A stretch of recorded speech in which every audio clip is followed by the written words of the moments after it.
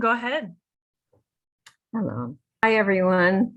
It's a special pleasure to welcome today's speaker to the Schemel Forum. I see Paige Cognetti as a pioneer. She decided to come to Scranton for the love of her now husband, Paige Cognetti. Within a short time, this worldly figure became a true Scrantonian and a public figure, bold and audacious. I see her as a pragmatic visionary.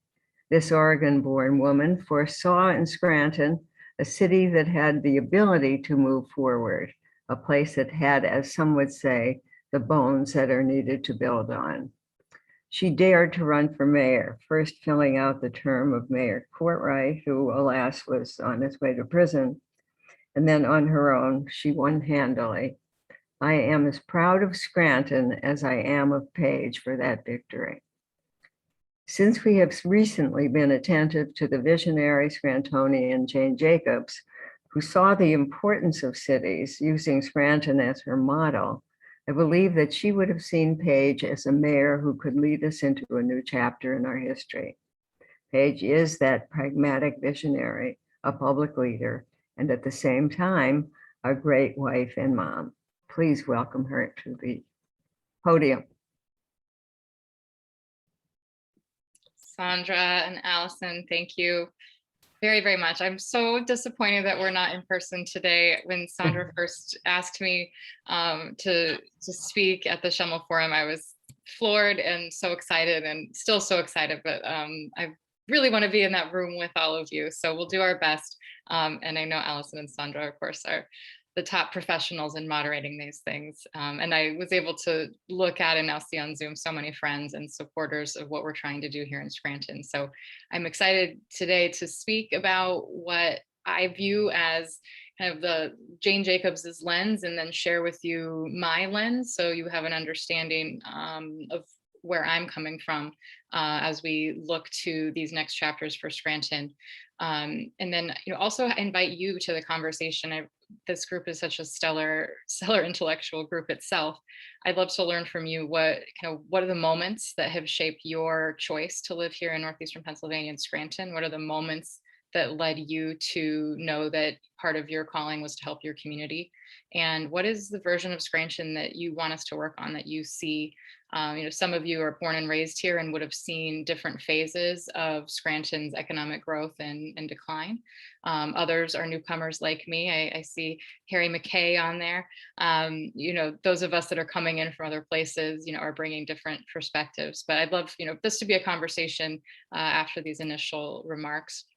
So I'll open up with speaking a bit about Jane Jacobs in Scranton, and I have to give a shout out to Glenna Lang and her new book. It's Jane Jacobs' First City. Many of you would have seen Glenna speak at Lackawanna College in May during the first Observe Scranton Festival. That was an incredible opportunity for us to celebrate Jane Jacobs, and we'll talk a little bit about her first. Then I'll help frame for you, hopefully it's helpful, where I'm from and what my experiences have been, why I have such high expectations for what we can do here and what we're trying to do here at the city. So I think I'd first open up that I was thrilled last week. I was in New York City for a Bloomberg Harvard City Leadership Initiative conference. Scranton is part of this year's cohort, the 21-22 cohort. So I had the opportunity, and will continue for the next year, to work with 38 mayors with Bloomberg and Harvard on a range of initiatives. And 2 of our senior staff will be starting their journey next month doing the same. They'll go to New York, and then with their cohort, we'll do some projects that are funded by our friends at Bloomberg and Harvard, which is always good.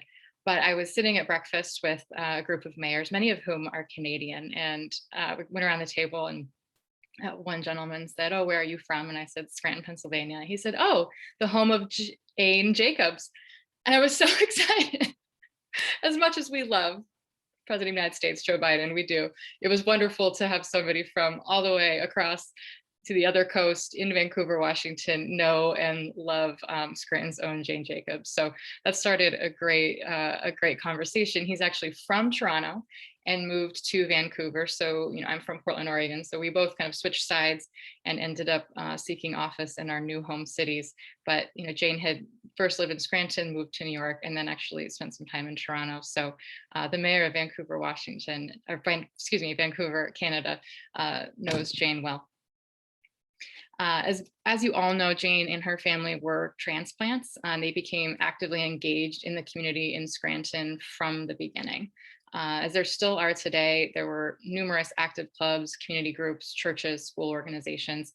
Jane was born in the teens and raised in Scranton in the 20s before she left in 1934 for New York City.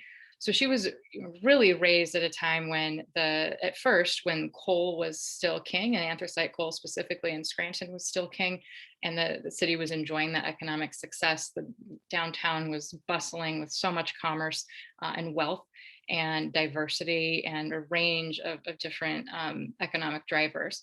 The streetcar would have been going, and there would have been all those pieces livening up. As the 20s would go on, though, you would see a sharp decline in the economy as the country turned to different forms of energy, and then followed quickly, of course, by the crash and the Great Depression. You can imagine that as she graduated high school and then was a journalist for a time at the Scranton Republican, and then left in 1934. I mean, she really saw, just in that short time growing up, she kind of saw two cities, right? She saw that tale of two cities in a way, where it would have been enjoying economic prosperity and then without really too much warning, and just a snap turn for the city, and the beginning of what took quite some time, but the beginning of a real economic decline for the city. And again, I refer to Glenna's words from her book about Jane, that Jane was a city naturalist. She observed the immense number of parts that make up a city and the immense diversity of those parts. She would go around and observe the entire city and really study and understand how all the pieces came together. So, for us to think through, and I do this as a mayor, of course, I try to do this a lot, and it helps to be sitting at City Hall to do this sometimes. But it's interesting, now I'm in my home office today, in our new home, which is actually built on a mine. So when we sit, and I try to reflect in my new house, I think about this beautiful new home that we've been so fortunate to purchase, sitting on a mine, and we have mine subsidence insurance. So we're sitting on history here at the Cognetti household. It's a really interesting place to reflect. We sit out in our backyard and imagine, when I've seen the photos, there were lots of breakers around, not just through the whole city, but right here in the area that we live. So it's to think back to Jane and the Scranton that she would have grown up with versus where it went, and then now where it sits is just fascinating. And to see and read through, what's amazing is about her level of empathy, that in being in public schools, which of course is important, and it's always important to talk about public schools, especially with Sandra Myers, being part of the public school system, being part of a range of diversity, cultural and racial and religious diversity at the public schools in Scranton in the 20s. That was really important to Jane as she grew up. And her father was a doctor, so she would see him tend and go with him to tend to people of all socioeconomic lives. So minors, immigrants, the underprivileged, and that really set the tone for her as she moved through her life and became such a groundbreaking urban planner without being an actual urban planner. That deep empathy and that understanding that segregation and discrimination are really huge problems in the United States.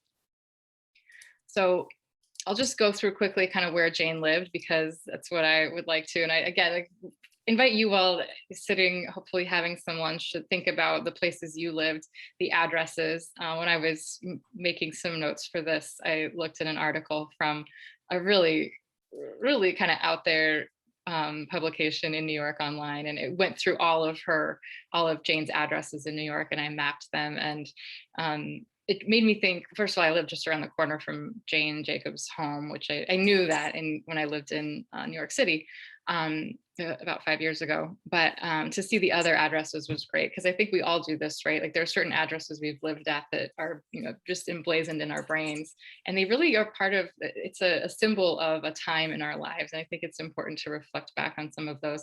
Then later in her life, Jane actually dedicated some of her books to addresses. So I know 555 Hudson was the address that she and her husband lived in for so many decades, and that was one of the dedications from her book. So I think it's interesting to look at that and see how much place was important to her as she looked at how to change or stop too much change from happening in New York City, as she advocated for neighborhoods to stay intact, as she advocated for the car culture not to invade.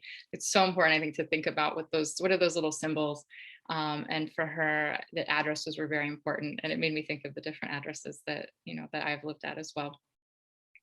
So when Jane left Scranton, she went to Brooklyn with her sister, and they discovered the West Village kind of out of nowhere. Jane stopped off at Christopher Street and liked the name of it and walked around, and then apparently ran home to tell her sister that that's where they needed to live.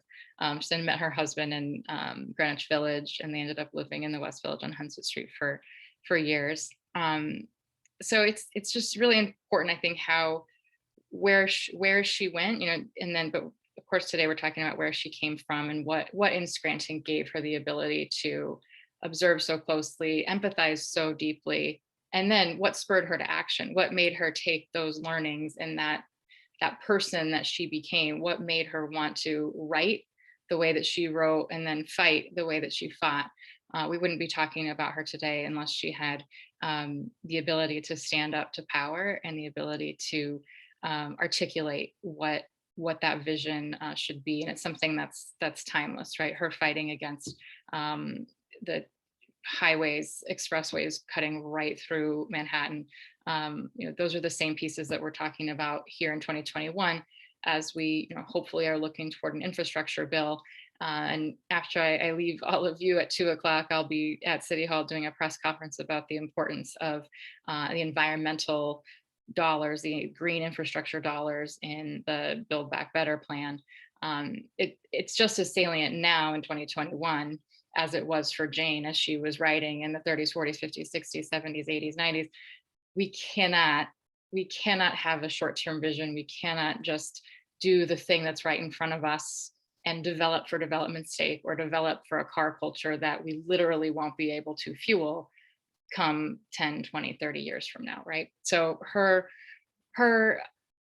way of looking at this is so salient for us now. And that really came from Scranton. I think that came from her seeing the sharp decline of the coal industry. I mean, think about it. In the same way that we can't pretend that we can rely on fossil fuels for the rest of our lives, we're talking about nearly a century ago, that was proven out in Scranton, right below my desk chair here. And we have to take these lessons and understand that the lenses that Jane was coming through was through economic suffering because of just a reliance on one industry that was unsustainable. That also helps us, I think about why there's so much pushback from the fossil fuel industry.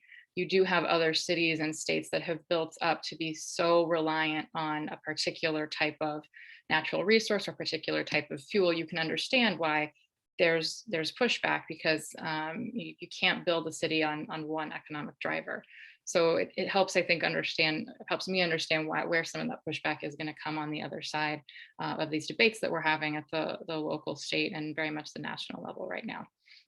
I think the other piece to take away is how much suffering she would have seen or foreseen when she left Scranton in 1934, that you would have been a good decade into the decline of anthracite coal as the economic driver, coupled with the Depression.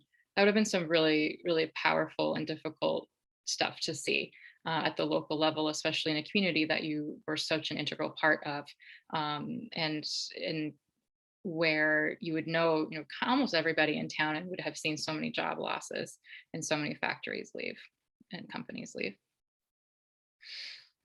So I will never shake, nor do I need to shake, the outsider label. I am an outsider. I always laugh when anybody tries to tell me that I'm not from here. I certainly never pretended to be. But unbeknownst to me until I got up here, I had my Portland, Oregon mug. I'm not from here. I'm born and raised in Oregon, and usually either at City Hall or on the campaign trail, I rarely get the opportunity to explain a little bit about my background and try to flesh out why I think it is important, because it shows, I hope, why I think it's possible for us to make these changes. Why I know that we can get back to some of the ways that Scranton was in terms of being on the forefront of transportation infrastructure. Why I think that we can become more of a magnet community for all of the cities on the East Coast, the bedroom community, really. I know that we can do this, and I hope that a brief explanation of where I'm from and what my lenses are can help explain why. So similar, well, very much the opposite, I suppose, to Jane's, high school and early adult years in Scranton. I grew up in an economy in Oregon that was booming. I was born in Eugene, Oregon, and then in 1986 we moved to Portland, Oregon. And through those years, and then in the 80s, 90s, when I was in school there, the economy in Oregon was really growing. I grew up in the suburb of Beaverton, Oregon. It's the home of Nike. There's a lot of big tech firms that started there or had satellites there. So I saw an economy and grew up in an economy and in a town where the tax base was always increasing. A lot of times at the city, I'll talk about how frustrating it is in my parents' neighborhood in Beaverton, Oregon. They redo the sidewalks in my parents' cul-de-sac that no one drives on. They redo them every 5 years. They just redo the sidewalks. They have money to burn that it's just enraging, because we need that money here in places like Scranton. But to grow up with that type of backdrop where you see the infrastructure working, where you see, there's always mistakes and there's always politics, of course, and a lot that I'm sure I didn't know about. But the end of the day, I mean, I grew up in a place where the streets were always paved very well. The sidewalks were always maintained very well. The parks are beautiful and there was always maintenance there. Just these things that I took for granted as a child, I'm trying to apply here in Scranton, where we have an infrastructure that is not what it should be, but that doesn't mean we should throw our hands up and just make jokes about it. We can make jokes about it, and we do, but it also means that we need to try to get there, because why can't we have a city where the sidewalks are intact and the parks are what they should be every single day? So that for me, I think is important, because if I grew up in Scranton and I saw just what Scranton was in the 80s and 90s, I might not have that optimism. I might not have that expectation of what these things should look like. I spent a lot of time growing up going to Spokane, Washington, which is where my grandmother and a lot of my aunts and uncles and cousins live. And so I always loved Spokane. And when I first came to Scranton in 2005, I remember going home for Christmas after that and telling my uncle that I had found a place that reminded me of Spokane. And he was like, really? And I said, Scranton, Pennsylvania. And he kind of knew. He's a bit of a history buff and had read about the rail lines and things. So Spokane was part of the rail line from Chicago to Seattle. And so there's a big rail infrastructure in Spokane. It's built on a river, beautiful architecture downtown, just amazing. But when I was growing up, while it was still beautiful, it wasn't at its potential. But as these decades have gone on, and as really the 2000s and the teens, Spokane has just boomed because people have been priced out of Seattle, Washington. The same if you head down to Oregon, you've got Boise, Idaho, which Meridian, Idaho is in one study I saw one of the top 5 fastest growing cities in the United States of America. It's a suburb of Boise, Idaho, which has become kind of a suburb of Portland, Oregon, and Seattle, Washington. People that are families, young people that are looking to be able to buy a home, who cannot buy a home, absolutely cannot find a home in their price range in Seattle or Portland, are moving to places like Boise and Spokane. So when I first came here in 2005 and was here back and forth a lot with my then boyfriend, and then in 2016 I finally came here for us to settle down. I started really drawing comparisons between Spokane and Boise and Scranton, and what Scranton could look like. And in the decade between my first arrival here and then settling down here permanently, that trend only continued. Those those coastal cities like Seattle, Portland, San Francisco have gotten even more difficult to live in, and more people have gone into the Spokanes and the Boise's. And then on the East Coast, we don't see as much of that. We see more of a kind of a move just into northern New Jersey or the Westchester, New York. There's these places that just physically cannot hold all of the people that are there. There's just in the prices, and we only see these prices going up in 2020 and 2021. People are just priced out, and I don't want that for people at all. But I do think cities like Scranton offer what we weren't, once were. We are a place where people can come. You can afford to buy a home, and you can afford then to maybe start that business venture. Scranton was built on entrepreneurship. It was built as a place, and a welcoming place in the, as it was coming up in the Industrial Revolution. We wanted entrepreneurs to come. We wanted to foster that environment. That's where we need to be today. We need to capitalize on the fact that some of these cities are just getting so expensive, and make sure that we're providing the infrastructure and the access to local government that welcomes those folks. Later today, I'll be driving down to Lancaster for the Pennsylvania Municipal League conference, and Lancaster is also a great example of, I think, what Scranton could be. Now they've got about 20 years on us in terms of their development, their economic development within the city, and some really great government leaders that have been carrying the torch through many administrations. But again, Lancaster's another place, like, we can strive to be that way. They're a smaller city than we are. They're also very diverse, and they have a tough, economic situation for a lot of the residents, but they've been able to carve out really good government solutions that work. So that's just a little bit of a frame of how I think about things. And the other pieces I would say that are relevant in speaking about Portland, Oregon, are that as all this development happened, this economic boom happened, I think many of you have probably seen or heard of the Portlandia series. It became so bustling and iconic and full of beer and bikes that it became a hit show.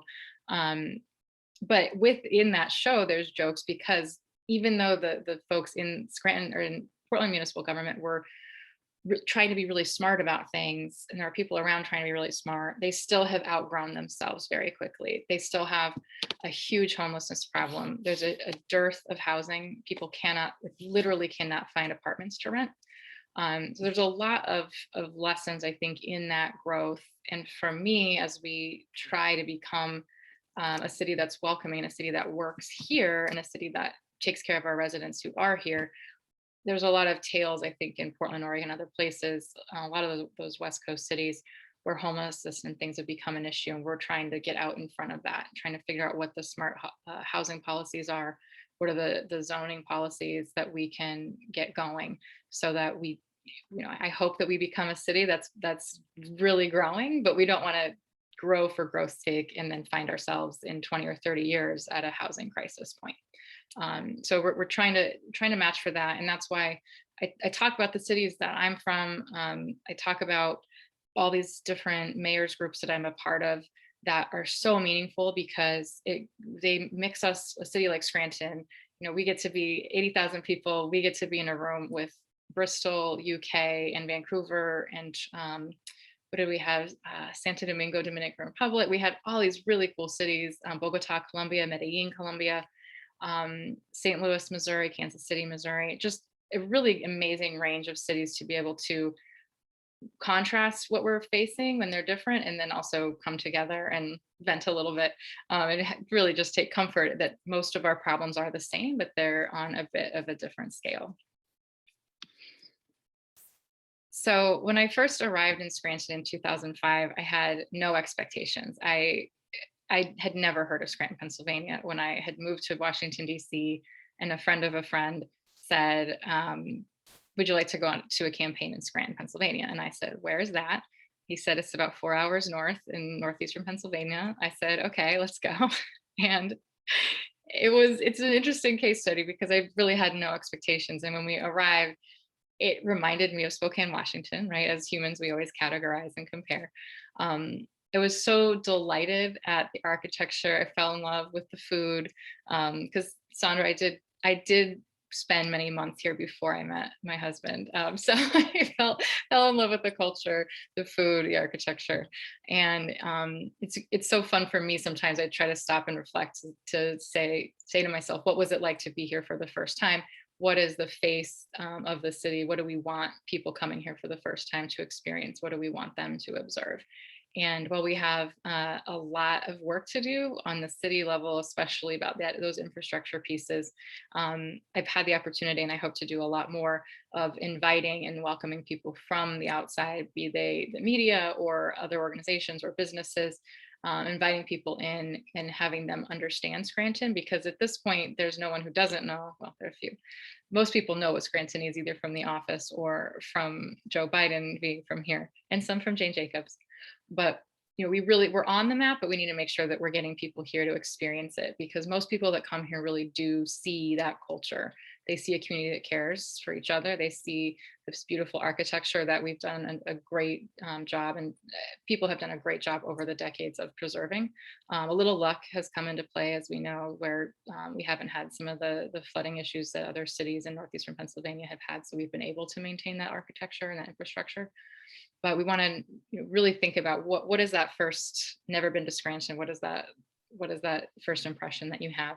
And then as you go through all the neighborhoods, it's not just the downtown, it's the neighborhoods as well.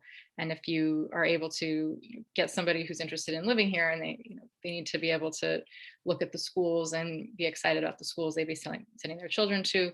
If it's a two-partner household, they'd be wanting to make sure that there was economic opportunity for the partner that wasn't coming here for a fellowship or something. We have to make sure that we're have a way to welcome everybody, that we've got great activities, that we've got soccer leagues for every age group, and all those things that really make a community. So we're very focused on those types of places. So I realize that everything that I've just said comes from a place of privilege, to be able to have had the time and the money to be able to go do these things in other places. To be able to have the time to reflect is also something that really comes from a place of privilege, and I just want to kind of acknowledge that. So it's different, and it's hard for me sometimes when I'm at these conferences. Sometimes in my peer group, there will be a mayor who came into public service because this is a true story from last week. They came into public service because there was a shooting at the basketball court that they were on when they were 8 years old. There's a lot of stories that I can only listen to and understand, but not ever fully understand. I don't have any of those life or death type of experiences to have in one moment led me down to a path of public service. I think it takes a range of us in public service to put these pieces together. And what I really admire about Jane Jacobs is just the deep empathy that she always had. It didn't seem like there was any one particular moment for her. She also came from a stable home, but was able to observe and empathize and pull together through her writing and her goals, and in just pushing forward to make sure that people were taken care of, that community was important, and to keep things like segregation and discrimination at the forefront of everything that she was pushing for. So, all of us on this call, we are making an active choice to live and work and be in Scranton. And no matter how we've landed here, we feel at home here. I think we're all also called to be part of the solution to our community's issues. We do have some pretty serious poverty throughout the city, which I really got an education in when I was on the school board in 2018. And it's also something that I think people are starting to understand, but we need to continue to do a better job of making it clear that it's there without it being somebody else's issue. What's been interesting about this last 18 months with COVID is there was such a clear need, and that clear need for basic things like food extended far beyond households that are usually in need. I think part of what we need to do as a community is understand how we still capture the fact that anybody can fall in hard times at any time. How do we capture that and have empathy for each other and work towards solutions for each other instead of just kind of snapping back to a place where people don't want to see the need or they don't want to see the poverty. So those are issues that I feel lucky to be able to talk with other mayors from other places, um, and something that we're really trying to solve for and that we need help solving for. And swirled in with all of the pieces we're trying to do, including big economic development. The housing piece is really important there. Not We don't want to become a city that has driven people out of their own neighborhoods, right? I don't want to lead Jane Jacobs City into some sort of gentrification issue where we've pushed people out of the neighborhoods that they've been in for decades. So we're trying to keep all of these in our minds and think through them. It's which is a challenge, but we know that we can do it. And I think that this opportunity that we are hopefully going to have with some of these infrastructure dollars is a way for us to fix some big problems, but also show that we're solving problems for everyone. I'm not really interested. I'm interested in big glassy towers. And if people want to put them up, that's great. And we'll work on that. But with these infrastructure dollars, we're thinking from our administration standpoint, we're really thinking like stormwater infrastructure, right? We don't want anybody's basements to flood. We don't want people to lose their businesses because of these issues. We're thinking about climate change. We're trying to solve for the transit issues that we know are coming. How can we build our connectivity between our neighborhoods, our downtown and our neighborhoods? How do we build more bike lanes? How do we do things step by step, looking not just at the next 10 years, but even the next 100 years? We know that time is slow sometimes, but time goes really quickly. And I want us to be solving for multiple layers and multiple decades to come as we try to do this. So those are just kind of the pieces that frame my thinking. One story is when I first moved from Eugene to Portland. I was 6, and my father had gotten a job at this bank, and he literally, I think a 6-year-old girl, my father literally worked in a big pink building called Big Pink.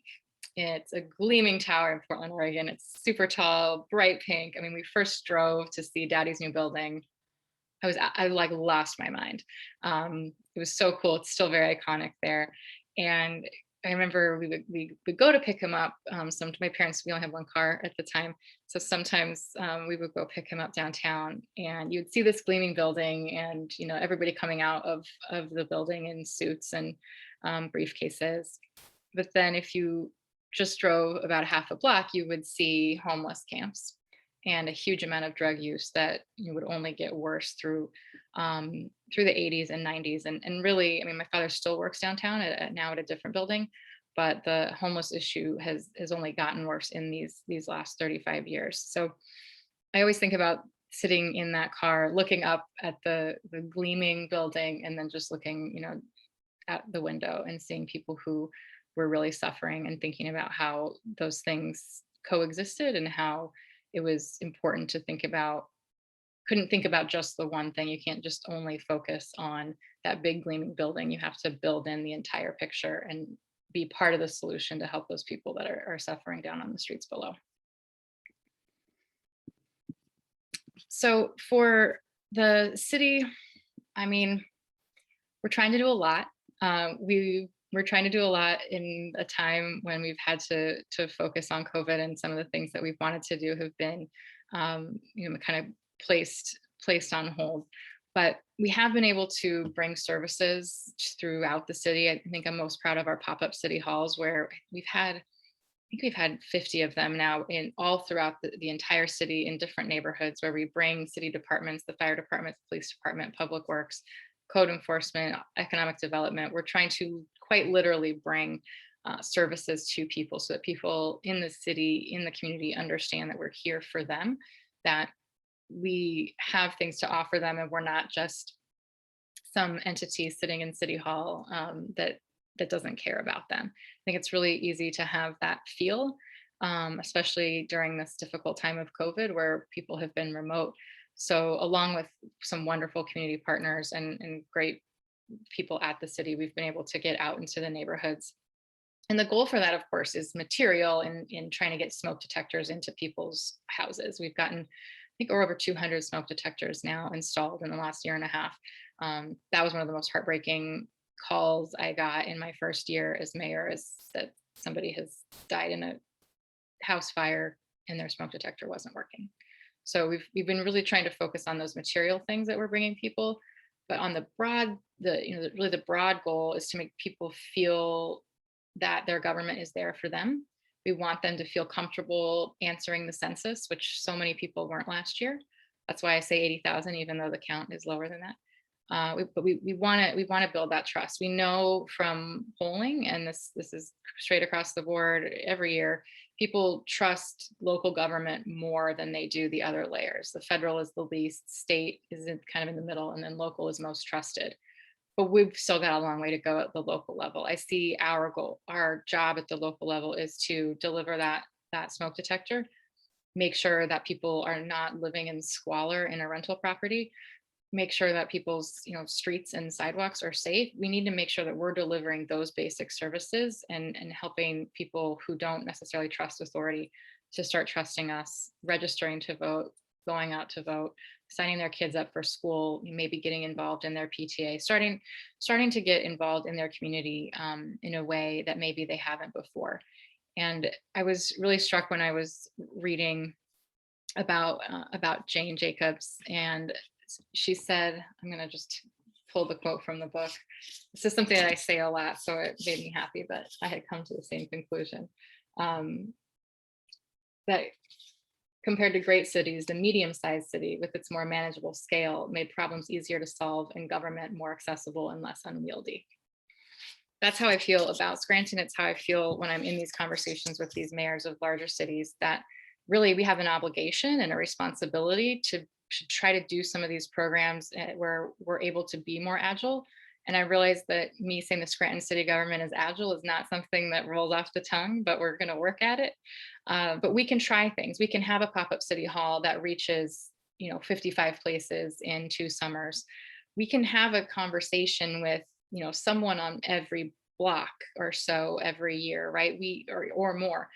We're small enough that we can be out there in the community, where our neighborhood associations are numerous, but they're not so numerous that we can't be in touch with them all.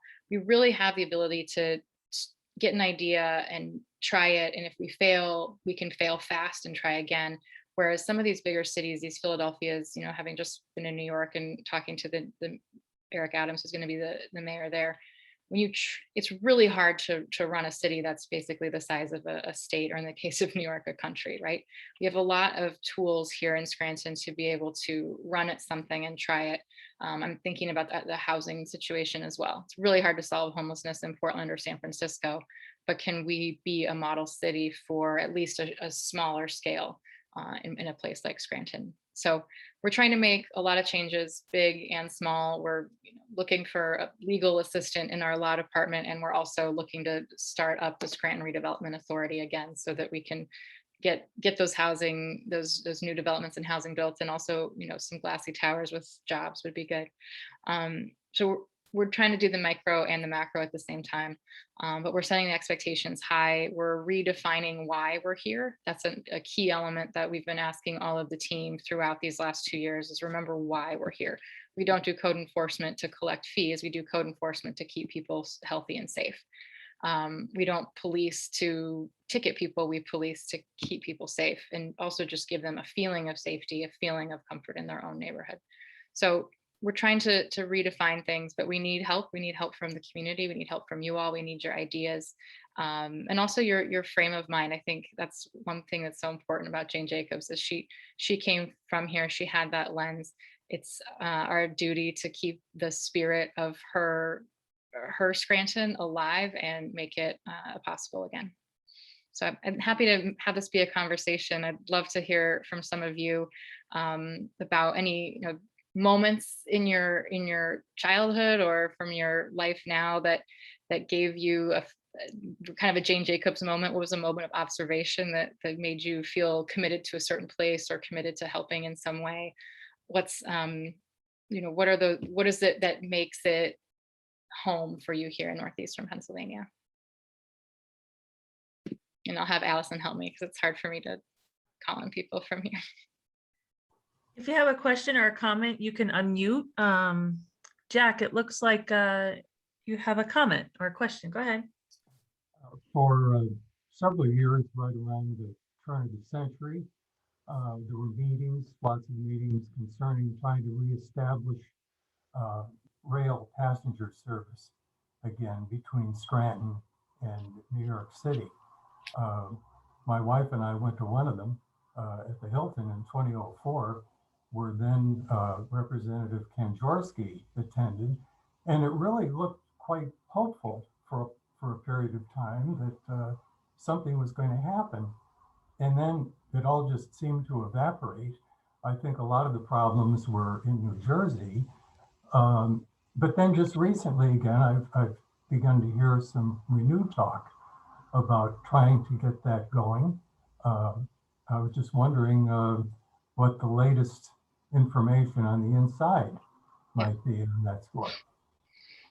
Yeah, so we are working hard to advocate for the corridor to restart. I'm excited to report that Amtrak is seems to be in our corner.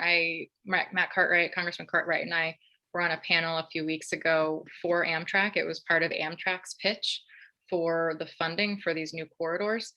They're looking at a Reading, Allentown, Scranton, having kind of those these three new corridors, which I would go back to the idea of Scranton, Allentown, Reading, those cities like that being that Spokane, Washington, Boise, Idaho kind of alternative to living in these really high density areas in, say, northern New Jersey. I think what might be different, and it all comes with the caveat that we're going to do our best, but we don't know. It's a tremendous amount of money, but the Amtrak is excited about it. Governor Wolf was also on that panel. He was supportive of it, which he hadn't quite been as supportive before. Governor Murphy, I haven't heard from him directly on this, but he's a big picture person, and I think would be supportive of creating more transit options. New Jersey, and this is maybe different from where things were in 2004. The traffic in northern New Jersey is worse in the last 17 years. So from New Jersey's point of view, they would like to clear some of that traffic too. There's a little bit more of there's more positives on their end given the traffic problems there. What's good about our pitch here in Scranton is that the corridor already exists. There's no easements that need to be, it's already all publicly owned rail. There's no easements necessary. The environmental pieces are all in there. Nothing needs to happen from an EPA standpoint. So it's really ready to go farther than, more so than a lot of these other corridors. So we're hoping in the unfortunate race against each other that we have here in America, we're hoping that we're ahead of the game there. There are some 7 miles, I believe, of track that are currently being worked on the New Jersey side. So we're making that pitch, but Congressman Cartwright's been great on it. We're continuing to try to really push on it. That we did an MSNBC piece a few months back, trying to just draw as much attention to it as we can, because it's a long-term thing, and we all know that. That's part of the pitch that I've been trying to make. Is this isn't just about, hey, Scranton's a great place, you should come visit. This is about what all of these bills that the Biden administration are trying to push for are, which is long-term sustainability of our country and our economy. And that includes mass transit options. We have an opportunity now to do this.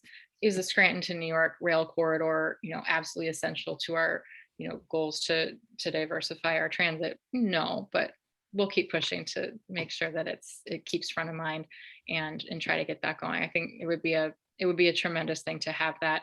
And it's always hard for me to talk about, though, because the fact that we did have it and it went away is tough. I mean, I'm over it. We'll get over it, but it's hard to talk about bringing something back that we once had, right? So that's another, I think, Jane Jacobs thing to think about is, my God, how did we let passenger rail go in the 1970s, right? I have some guesses, but just we can't be so short-sighted, and we've got to always keep thinking about the big picture. Another quick story: a few weeks ago, I was on the phone with the Chamber of Commerce of County Mayo. Our sister city is Ballina, Ireland.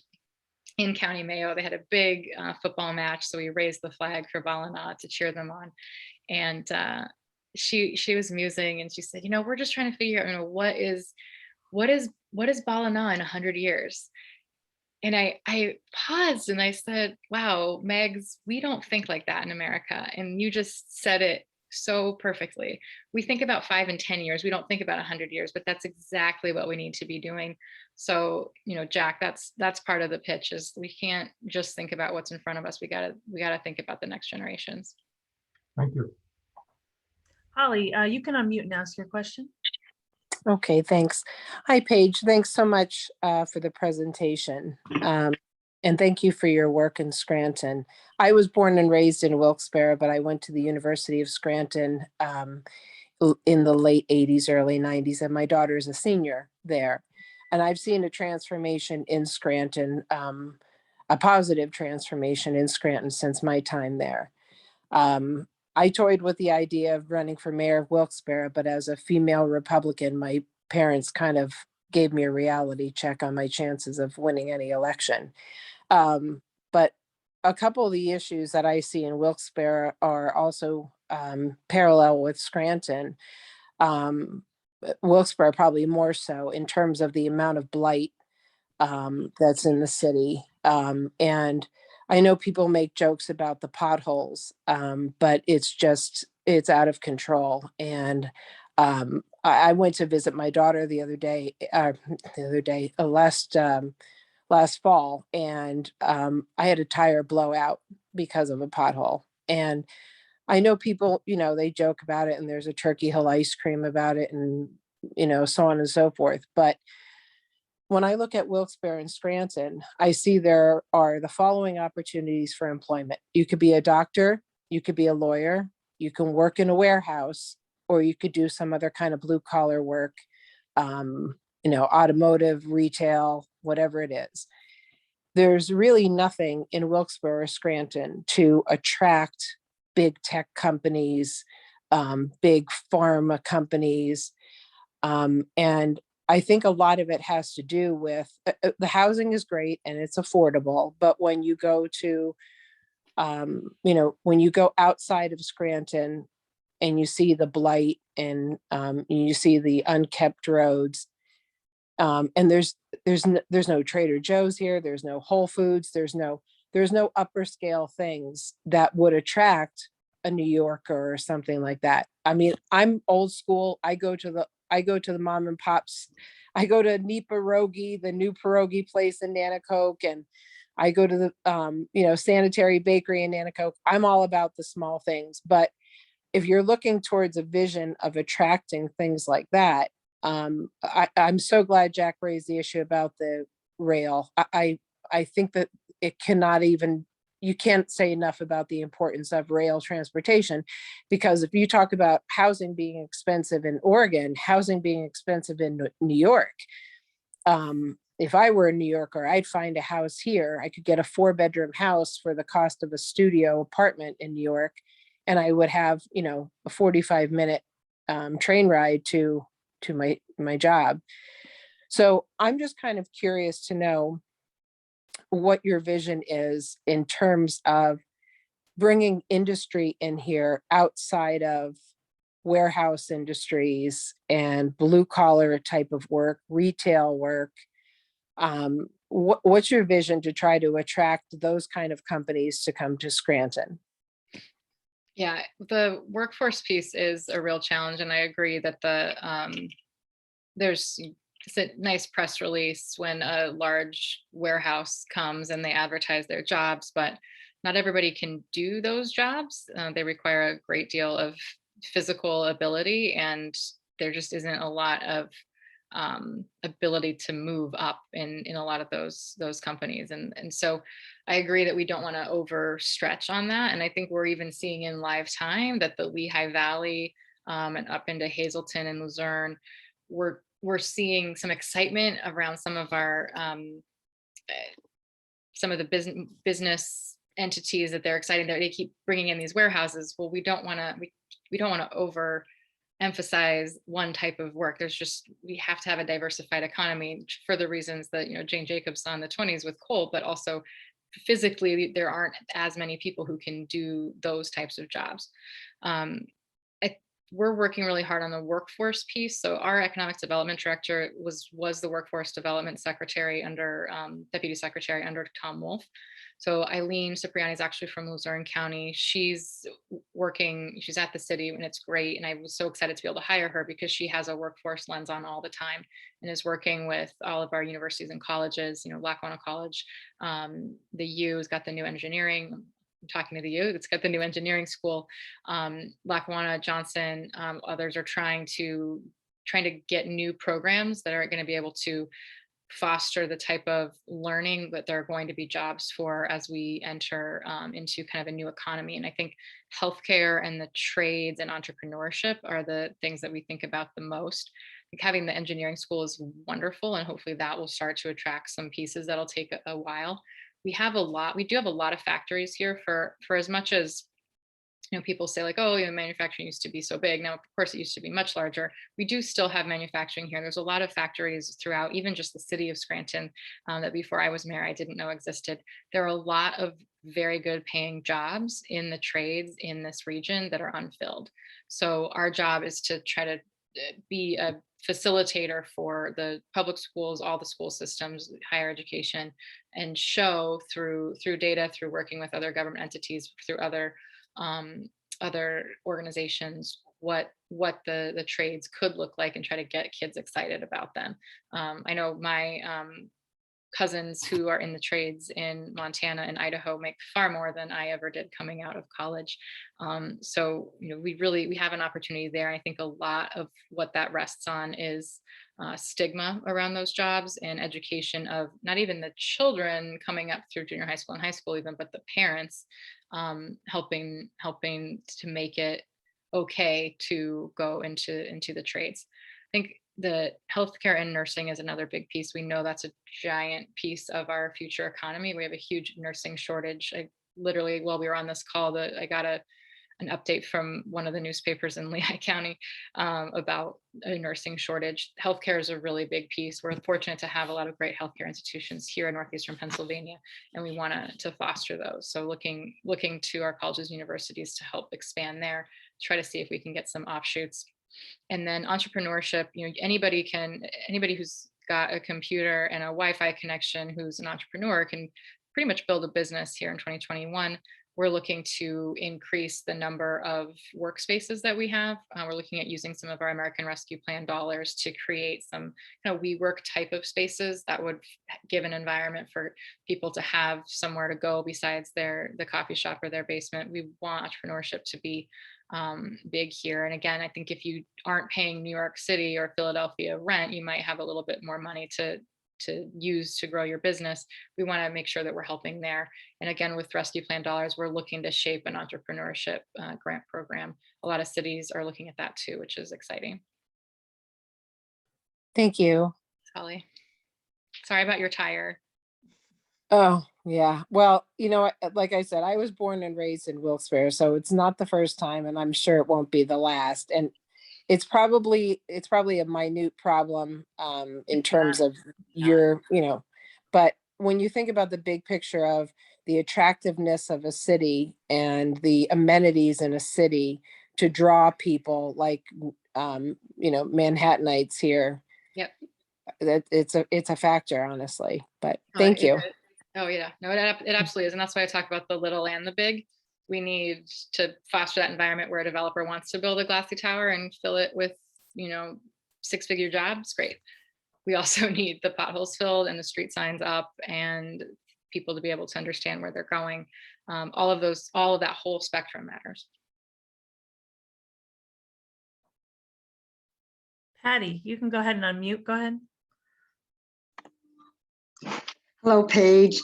Thank you for such an inspiring talk, and I'm thrilled to death that you're our mayor. I grew up in Scranton, love our neighborhoods. I grew up in Southside. We used to have lots of kids and we played, and I loved my education. However, growing up in Scranton, I don't think I ever was friends with a Black Latino, LGBT until I got to college. And so, long story short, I spent time in Boston, 10 years in Philly, went out to California, then got married and got pregnant, and we were living in New Jersey. My husband had been in Jersey for 15 years. He wanted to move back to Scranton, and for many reasons, I did not want to raise my children in Scranton, particularly because of the lack of diversity in Scranton. I didn't want to do it. You know, it was very white. And so anyway, he won, we moved back to Scranton, and I have seen Scranton start to transform in the last 30 years, but not to that much. My daughter actually married somebody who's Black, he works in Manhattan, they live in Jersey now, and clearly told me she could never move back to Scranton because of the lack of diversity and the racism in this city. So I'm particularly thankful for you and the efforts you have done to continue that transformation so that we could live in a diverse, tolerant, and so that maybe someday my daughter and son-in-law would think about moving back to this region. I'm so grateful for you. Thank you.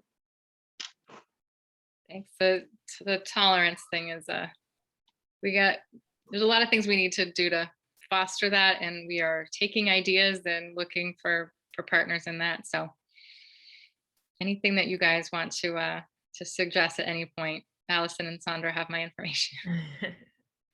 Go ahead, Sandra. You can unmute.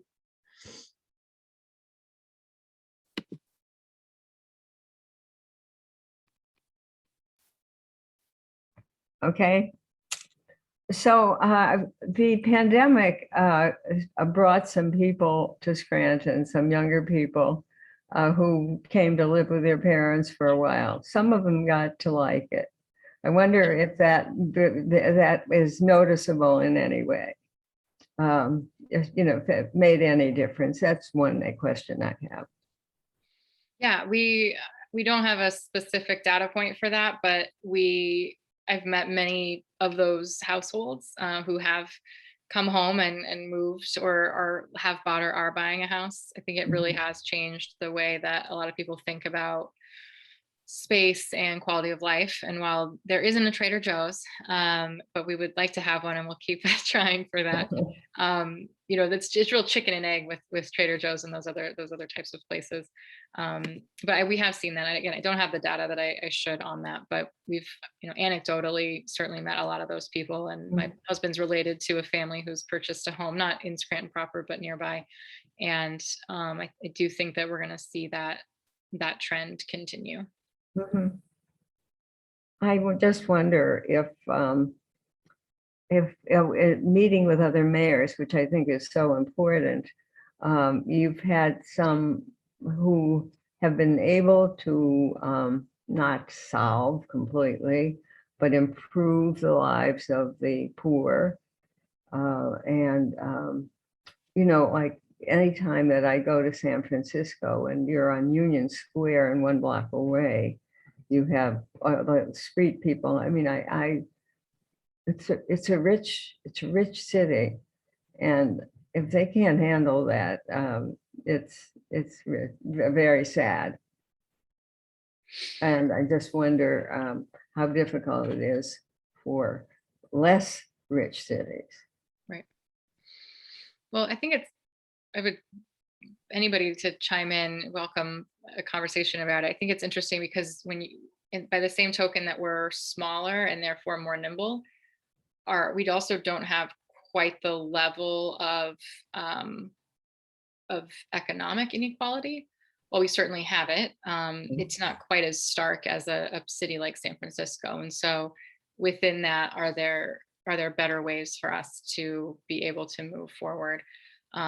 Something that public engagement is really a big piece of that. We need to know the problem and be able to speak to the people who are having these, kind of economic issues. We need to go talk to them as opposed to, just talking about them. That's something I'm going to be putting in our budget proposal that we'll put out next month, is to have a formal public engagement person. Right now, our public engagement is to awesome people that work for me in other capacities and go out and do these pop-up city halls. So we've been, putting together what we can as we go. We're also doing a comprehensive economic plan right now. And a big piece of that is going out and speaking to the community. But we really need that public engagement to be something that is a permanent piece of our administration and that we're focused on. Because I think the biggest mistake we can make is talking about people instead of to them.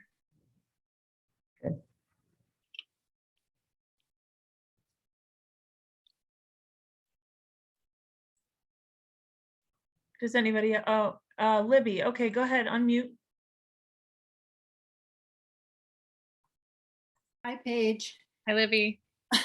I'm wondering, because of our own connection with this, is there a specific person that reaches out to our Nepali friends or the people who came from the Democratic Republic of the Congo and some of the Hispanic groups in town? I'm wondering if they suffered a lot of unemployment because of what's happened in the last year. I know they're happy to go to work mostly, but I didn't know if they lost their connections to those jobs. Mm-hmm. So we have been leaning really heavily on UNC, United Neighborhood Centers, to be in communication with a lot of those folks. And UNC is tremendous, but that's where I'm hoping to have a public engagement coordinator who can, alongside groups like UNC, be in direct communication. I keep in touch with some of the folks from the Nepali community, and definitely the Hispanic community. The Congolese, I'm not in touch with personally, so that's a gap there. But we really need that public engagement person who's able to focus on and be in these communications all of the time. That's a big piece, and also the faith leaders. I want to set up something kind of formal with the faith leaders. I haven't had the bandwidth to do it yet, but that's something that the public engagement coordinator could do. And it's interesting that the jobs, there was such a decline in jobs, and then now there's all of these jobs available, and we're all trying to figure out what are the gaps. We know transportation is a gap. We know childcare is a gap. So we're trying to focus. Transportation, we need outside dollars for. Childcare, there's some things that we're working on to help spur some childcare options. The city, unfortunately, not going to be in a place to run a childcare center. But we're trying to focus on the childcare, because those there are jobs available, but between transportation, childcare, and then language gaps, educational pieces that we need to fit in there, our community isn't always matching the jobs that are available. And sometimes it's just not knowing that they're out there. So trying to figure out how we educate folks on where to find jobs. And we also need to educate the folks that own businesses that have jobs and how to get their information out there. Thank you. Joe, go ahead and unmute.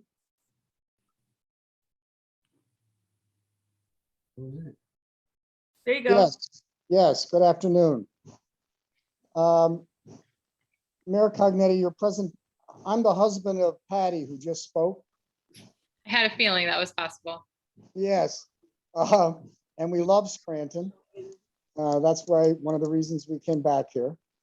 And we live in a third generation home that we maintain. And we just don't like to hear people saying, well, why do you live? Why would you ever live at 20 South Irving Avenue? Because we love the neighborhood and we love where we are. But I think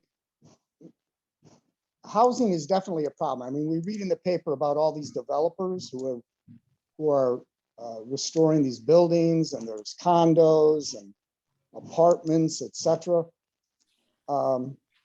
Everything you've said today only reinforces why I voted for you. But what are your specific plans in terms of housing in Scranton, in terms of affordable rental housing development? That's number one. And number two, I'm curious, given all of your visions and plans, what have been the obstacles that you have faced since you have taken on this role? Sure. So on the housing piece, we're starting at the ground level. We are currently looking for, as we talk about these little things that make a big difference, we're looking for a code enforcement attorney. We need somebody to help us redevelop our entire rental registration program and ordinances. We need to know, we don't have the data that we should have and the information we should have about all of the rental properties in the city. So we're really starting from the ground up on that. We need to know what are the rental properties, who are the landlords, who is behind the LLCs that have purchased these properties. We need to have ordinances that have teeth that hold them accountable and make sure that these properties are safe for families to live in. So that's the kind of the first step, because we won't know what the solution is until we have a real view of the problem. I think we probably have more, again, we need to see the data, but I think we probably have more housing capacity than we think we do, but a lot of it is just substandard or underutilized. But we need those things to be safe, and we need to help people get those places up to where they should be. And I think the next phase would be looking at these other cities, looking at other places that have changed their zoning. And I'm not saying we're going to go all the way to Portland, Oregon and start to allow, like, there's some new ordinance that they have in Oregon where they're allowing like multiple new units on each property. I think that some level of that is probably where we all need to move to, where we know dense housing is much better for the environment, and that will, help us with mass transit solutions and things.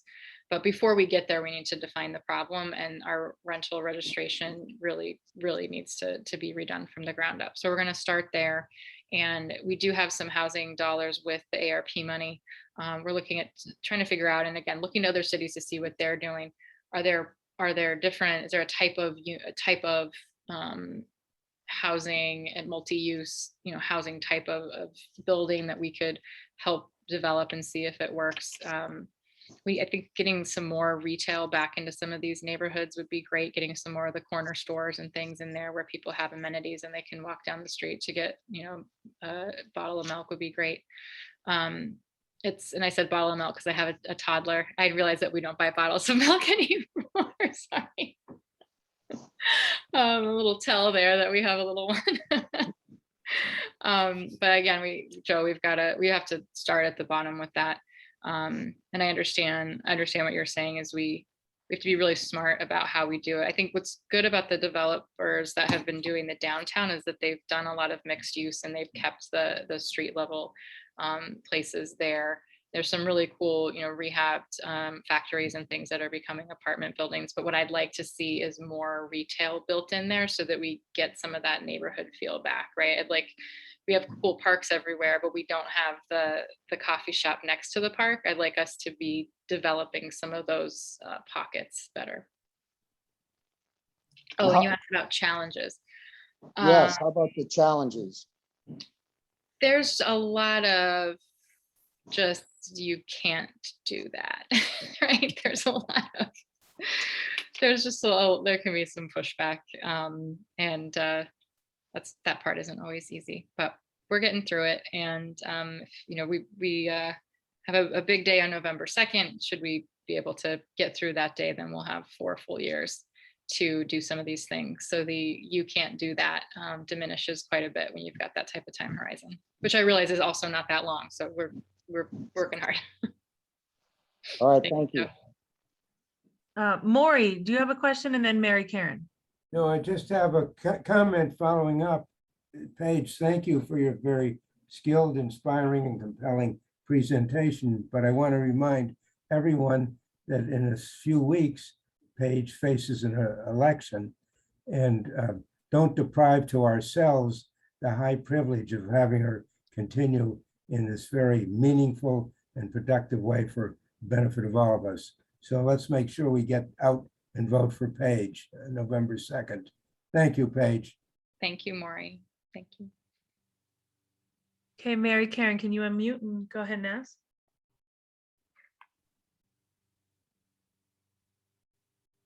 Hi, I'm Mary Karen Powers, and my wife is Jennifer Joyce. She's at work, but I wanted to say something specifically about why we came to Scranton.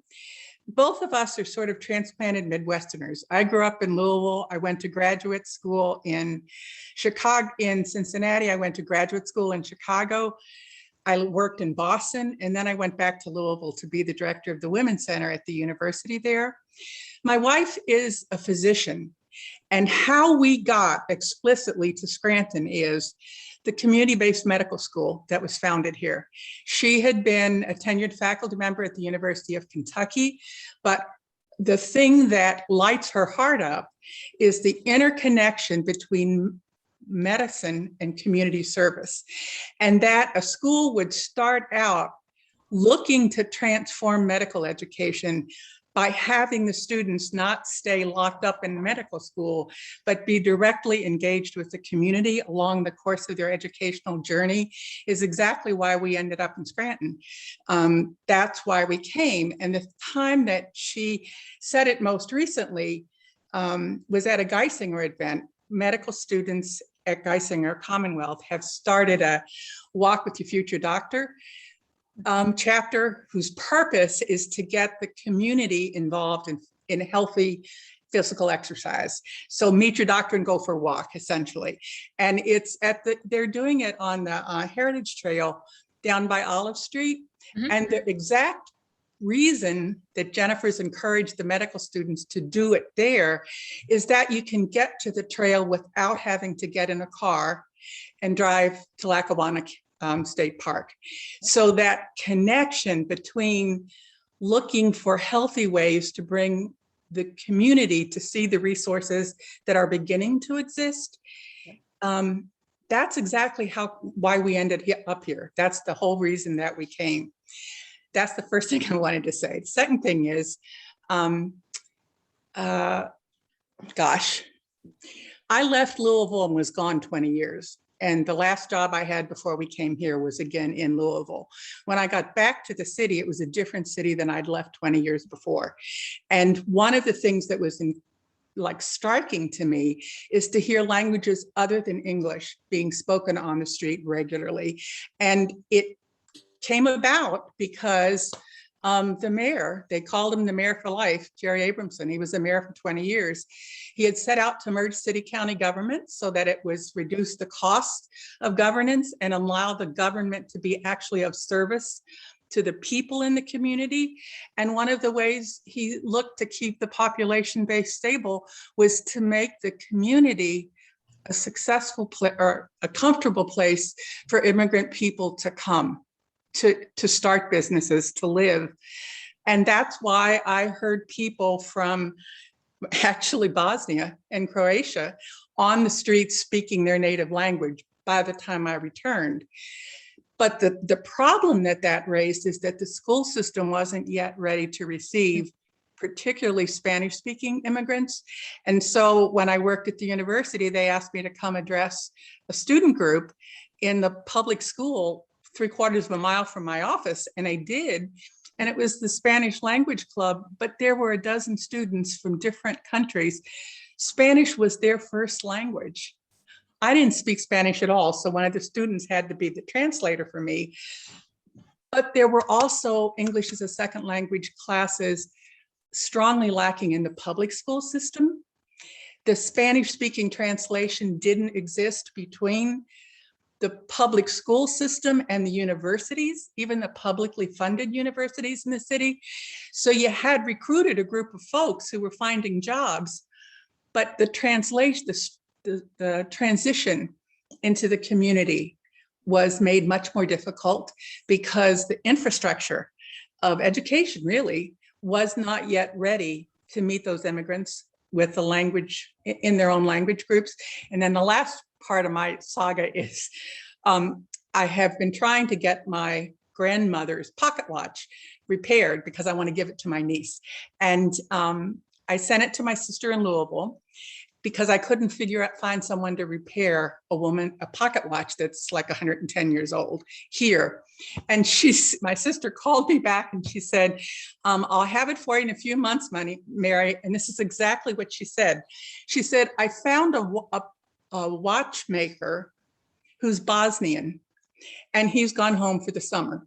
And he'll be back. And when he comes back, he'll repair our great grandmother's watch for you.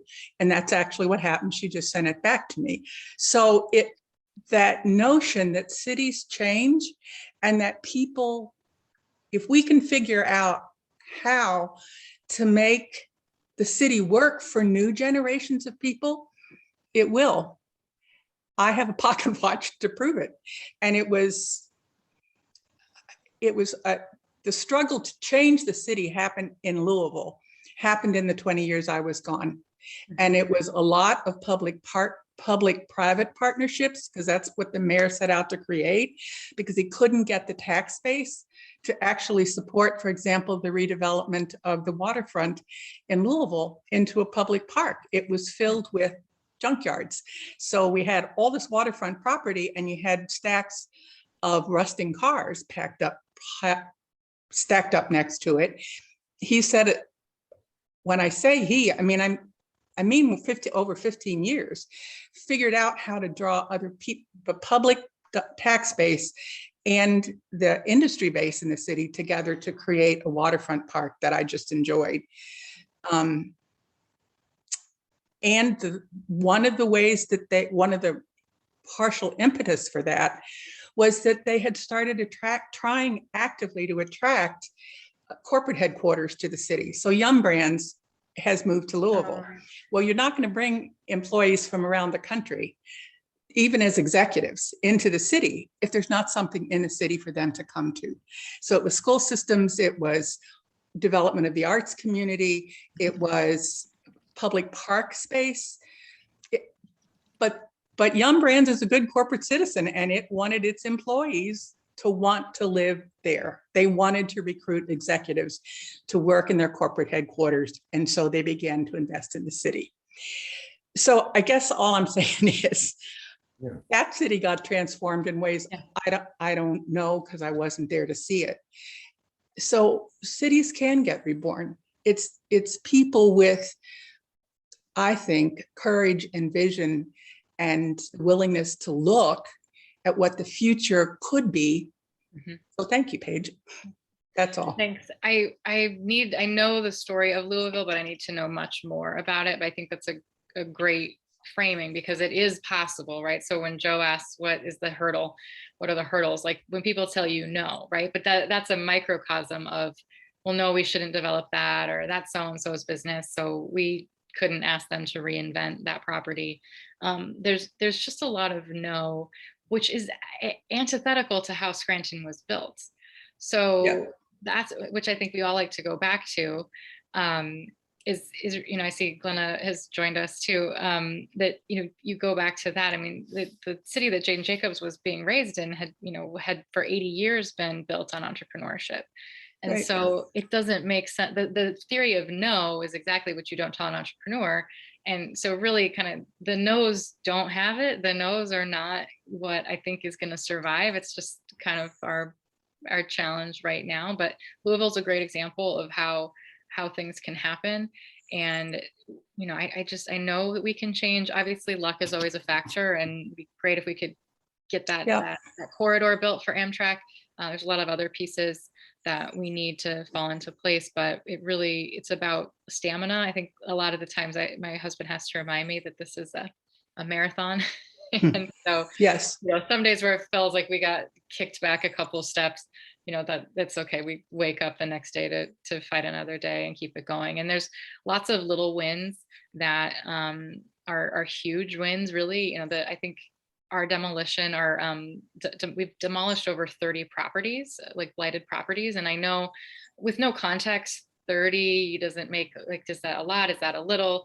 For us during the pandemic, given that there was no real process in place when we came on board, There was a little bit, and we had a couple good attorneys. I see the father of one of our attorneys on today, doing what they could, but they needed the backing of the whole administration, right? You know, you got like one part of the entity that's trying, but if you don't have the backing of the entire administration, you can't do much. I mean, demolition, it sounds like this small thing, but it requires engineering, legal, a tremendous amount of legal. It requires code enforcement on multiple levels. It requires somebody in economic development who's putting the dollars together to match things so that it's as low cost as possible for the city.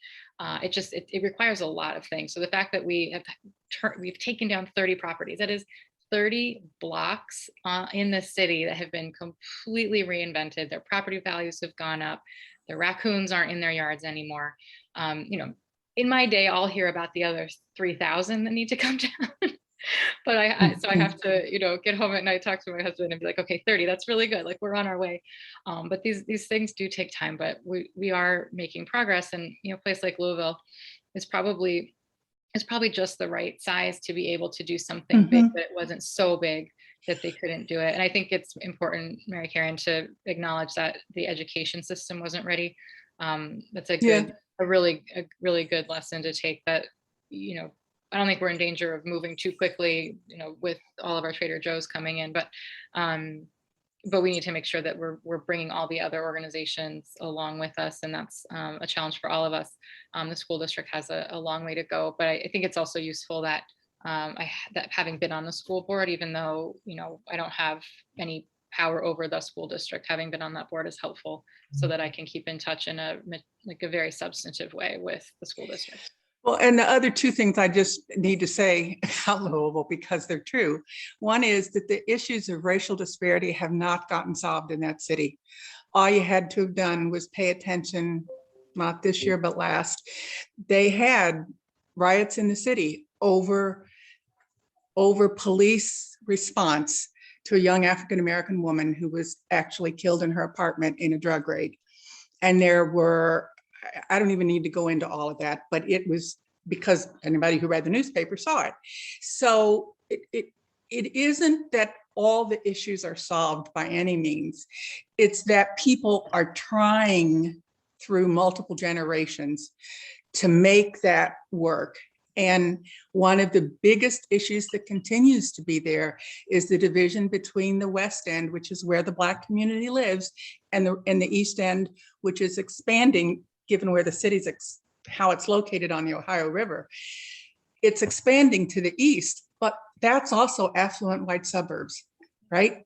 So you run the risk of having a poor Black community left and a white power base and a largely affluent white community moving the other direction. And so I don't mean to say that there are no issues there, because there are. It's just that if we want to solve them, if a whole bunch of people are working on different pieces of it in a coordinated way, there's at least the potential to move forward, I think. So that was my 2 cents worth. Thanks. 2 cents, not 2 cents.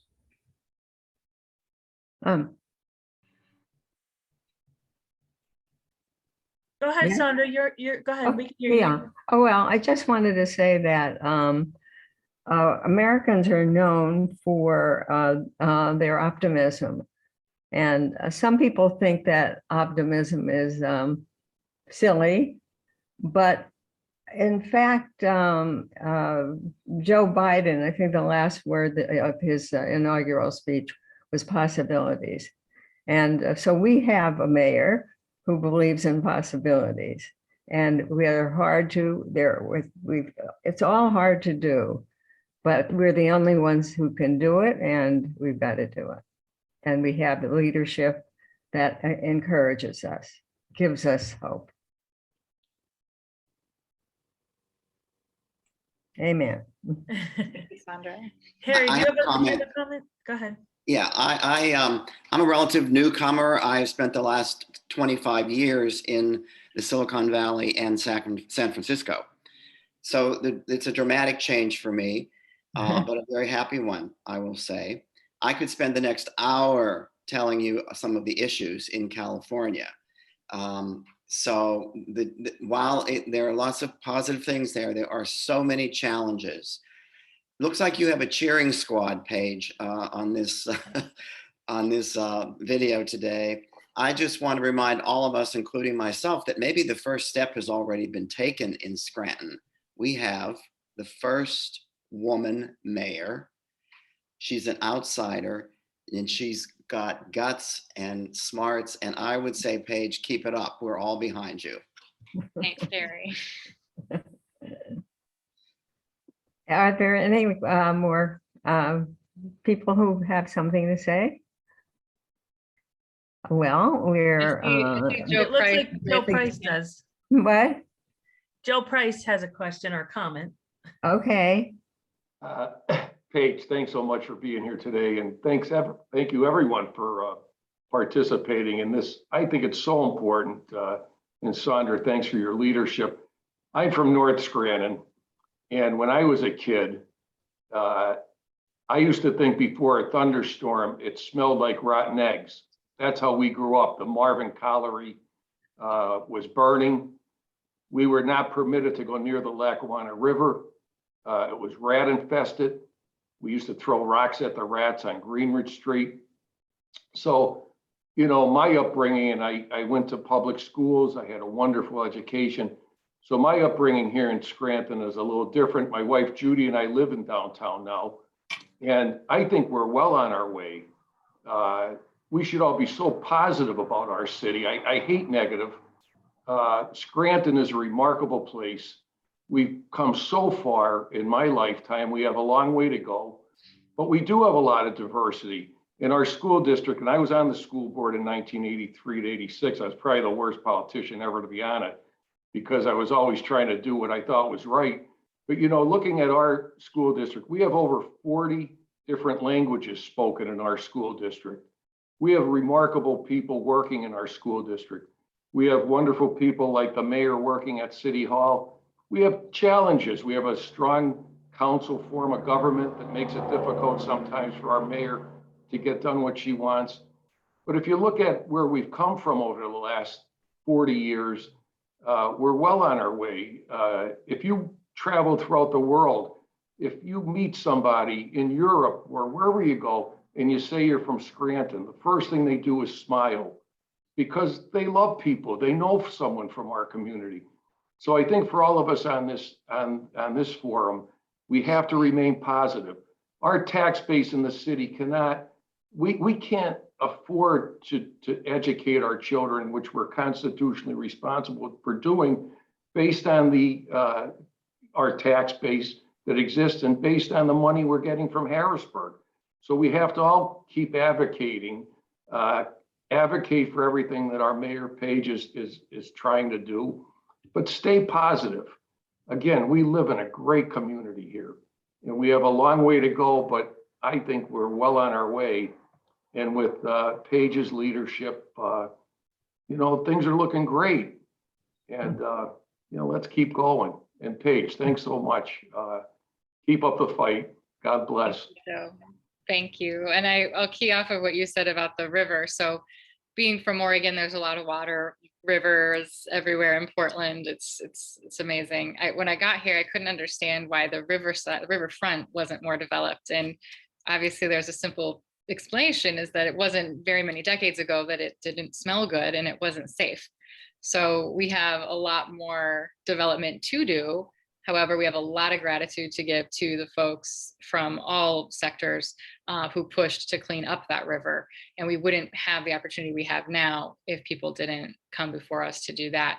I'm on my way in a minute to City Hall for that press conference talking about the environmental pieces and the green infrastructure pieces of the Build Back Better. But I invited Bernie McGurl to come and speak because Bernie's been so instrumental in things like cleaning up the river and advocating for those green spaces so that we can not just look, but smell like a city that you want to live in. Well, the mayor has an extra, something important to do. So we just thank you for spending time with us today, and we'll be with you all the way. Well, thanks you guys so much. It's wonderful to be here. Glenna, thank you for your wonderful book that helped inspire me for today. And yeah, I'm going to go fight for some infrastructure dollars. And you all, if you'd like to write to your congressional delegation in DC, hopefully Pat Toomey, that would be helpful. Write to him about how important it is to get this green infrastructure, to get these educational dollars, these childcare dollars, that whole host of pieces that we need to get in place for our future. So thank you all so much. I really appreciate it. Yeah, Sandra and Allison, thanks. thank you. Thank you. Well, we'll see you all next week. Bye-bye. Thank you.